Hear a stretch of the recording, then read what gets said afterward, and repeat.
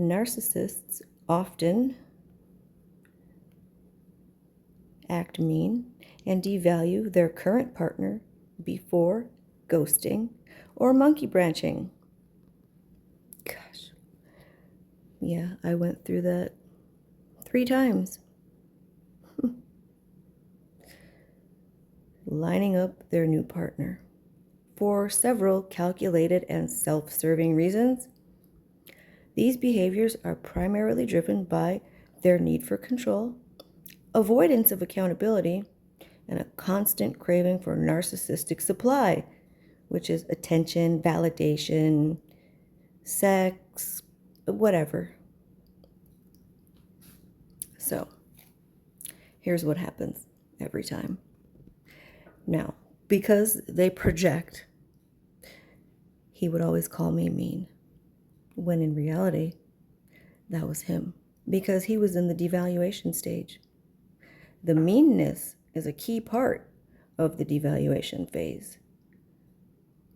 That's because the narcissist becomes bored once the initial love bombing stage is over and their partner starts expecting a genuine emotional connection. Yeah, they begin to find fault with their partner and then to justify their own waning interest and their eventual exit. So they create justification by provoking their current partner and causing fights. God, this is going to make me sick. I just hate thinking about it. The narcissist can point to the partner's reactions as the reason the relationship failed. And I can only just imagine just all the lies that he told people. They may paint their partner as crazy. He did. To others.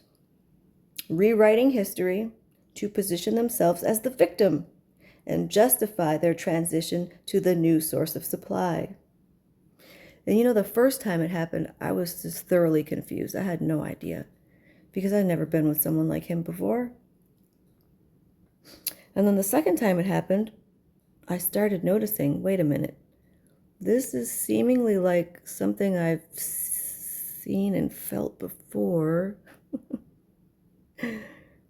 And once it hit that third time, that was just obvious and just clear as day. He was predictable by then. So, avoiding accountability, acting mean, and initiating conflict allows the narcissist to escape difficult conversations, breakups, or taking responsibility for their actions and emotional deficiencies. Ghosting, God, this is going to make me sick. In particular, is a way to end the relationship without facing the consequences of the partner's negative actions. Okay, I got to take a break because I feel nauseous. Okay, I'm back. See, if I don't think about it, I'm fine. But if I start reading things like this, it just throws me right back into those moments and I can just remember it so vividly and it just makes me so fucking angry and sick. Because how a person can be that fucking horrible, it's just beyond me.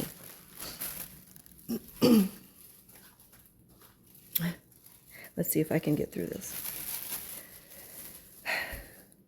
Securing a new supply. While they're devaluing their current partner, they are already love bombing a new person. The meanness helps them emotionally detach from the current relationship so they can invest their energy elsewhere and ensure they have a seamless transition to avoid being alone, which they struggle with. Which is why, not the Christmas that just passed, but the one before it,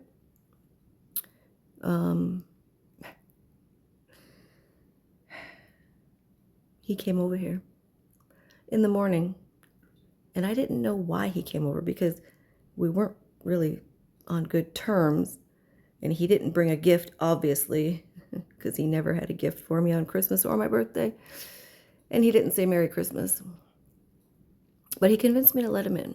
He wanted to talk, But obviously, I can put two and two together. And it wasn't long until I realized, well, he's over here because no one's home at his house. Likely his stepdad, went to his kid's house and he wasn't invited because nobody likes him. And he had nowhere else to go. So he came here. And because his new supply, his neighbor, was also not home and probably at her family's house, he needed something to fill his time. So he stayed over here. Now, when I left to go to my parents' house, I asked him to leave. But he was like, no, let me stay. He claimed he was going to help me, right? He's like, let me help you. I'll do something. I'll do the dishes and clean the pool filter, blah, blah. I don't know why I believed him. But I was like, okay.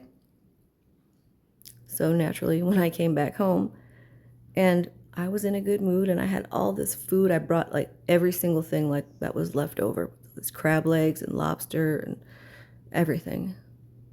And I walk in the door and nothing is done. Dishes are all still piled up. I'm like, what the hell? The hose is still wound up, so obviously he didn't clean the pool filter. And he comes walking out of the bathroom. And I'm like, okay, I've seen this one too many times. I'm like, so you took a shower and you did your laundry. Uh-huh. And you didn't do anything. And he was just like, yeah, I stuttering, which means he didn't think of a lie yet. So he stutters until the lie enters his head.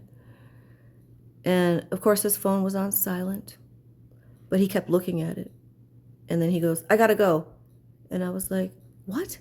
I'm like, I just brought all this food home for us. And when I texted you earlier, you said you were hungry and you wanted to watch a movie. Like, where are you going right now? It's 10 o'clock on Christmas night. Where could you possibly go? Well, it didn't take too long for me to figure it out. So, after he was done with the new supply, 4 hours later, he tried to come back over here. Yeah, at 2 a.m. he texted me saying he was going to come back. And I'm like, what? I'm in bed, like I'm sleeping. What, do you think I'm still standing in the kitchen with the hot food? Fucking asshole. So when I told him no, he couldn't come back over, then he got mad at me.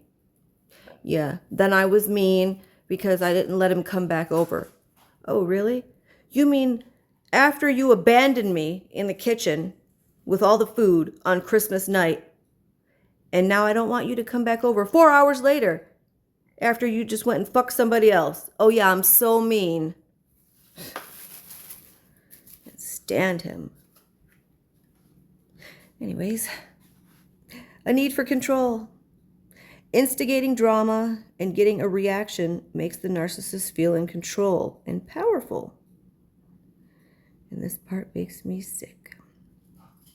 The partner's confusion, pain, and attempts to fix things provide the narcissist with the emotional supply they need. And I was always confused and in pain and trying to fix things. Testing boundaries. They may test how much abuse the partner will tolerate, which also gives them a sense of power and control. Ultimately, these actions are strategic maneuvers designed to manage the narcissist's fragile ego and ensure they are never without a source of admiration and attention. And, my only hope is that one day there's no one else that he can tell his fucking sob stories to, and he actually has to sit alone by himself, because that's the only thing that will ever make him suffer.